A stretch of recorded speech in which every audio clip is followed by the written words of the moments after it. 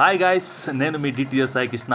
మీరు చూస్తున్నారు DTS Sai Krishna YouTube channel. మన యూట్యూబ్ ఛానల్లో రకరకాల వీడియోలు మీకు అందిస్తూ ఉంటానండి. ఎంటర్టైన్మెంట్ కావచ్చు, ఇన్ఫర్మేటివ్ కావచ్చు, డివోషనల్ కావచ్చు, ఇలా రకరకాల వీడియోలు మన యూట్యూబ్ ఛానల్లో వస్తూ ఉంటుంది. అందులో భాగంగా ఈరోజు బెంగళూరులో ముఖ్యంగా జరుపుకునే ఒక పండగ బోనాల పండగ. అరే, బోనాల పండుగ బెంగళూరులో కూడా జరుపుకుంటారా అని మీకు సందేహం రావచ్చు. మీకు సందేహం రావడం కరెక్టే, ఎందుకంటే నేను కూడా మొన్న ఈ పండుగ చూసి నేను కూడా ఆశ్చర్యపోయాను. నేను బెంగళూరులో ఉంటున్నాను, అరే ఈ బోనాల పండుగ తెలంగాణ హైదరాబాద్లోనే జరుపుకుంటారే, మన ఏపీలో చిత్తూరులో కూడా జరుపుకోమే, కానీ ఇక్కడ జరుపుకుంటారని నేను కూడా ఆశ్చర్యపోయాను.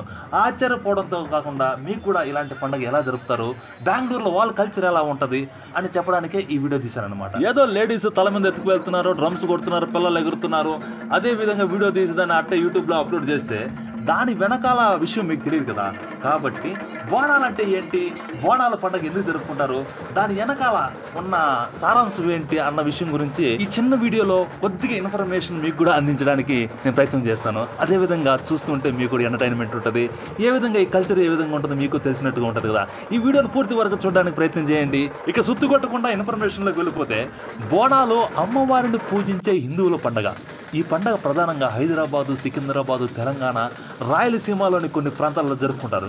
సాధారణంగా జూలై లేదా ఆగస్టు వచ్చే ఆషాఢ మాసాలలో ఈ పండుగను జరుపుకుంటూ ఉంటారు అనమాట.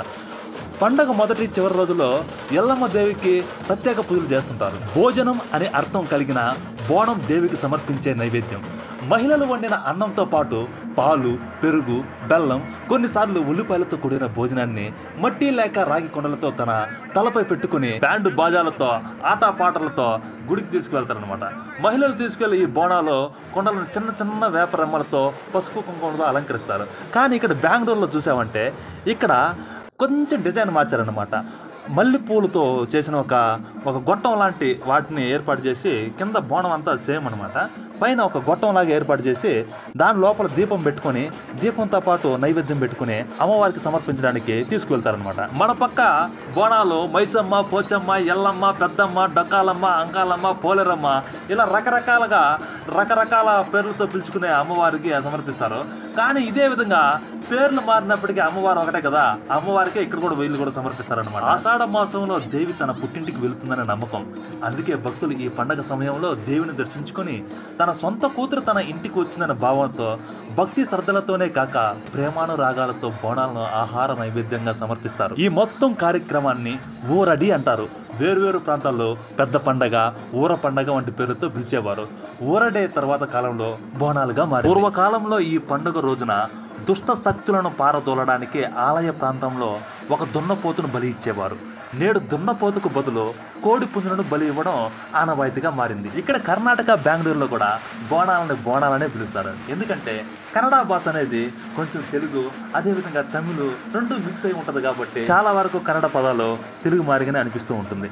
ఇక్కడ బెంగళూరులో దున్నపోతులు బలి ఇవ్వడం, కోళ్ళు కోయడం అలాంటివి కనిపించడం, ఎందుకంటే ఇది కొద్ది సిటీగా ఉంటుంది కదా, అలాంటి పనులు కొద్ది పల్లెటూరులో కనిపిస్తూ ఉంటుంది. కానీ పండగంతా అయిపోయిన తర్వాత పద్ధతిగా చికెన్ బిర్యానీ చేసి ఇక్కడున్న ప్రజలకందరికీ అన్నదానాలు అట్లా చేశారు.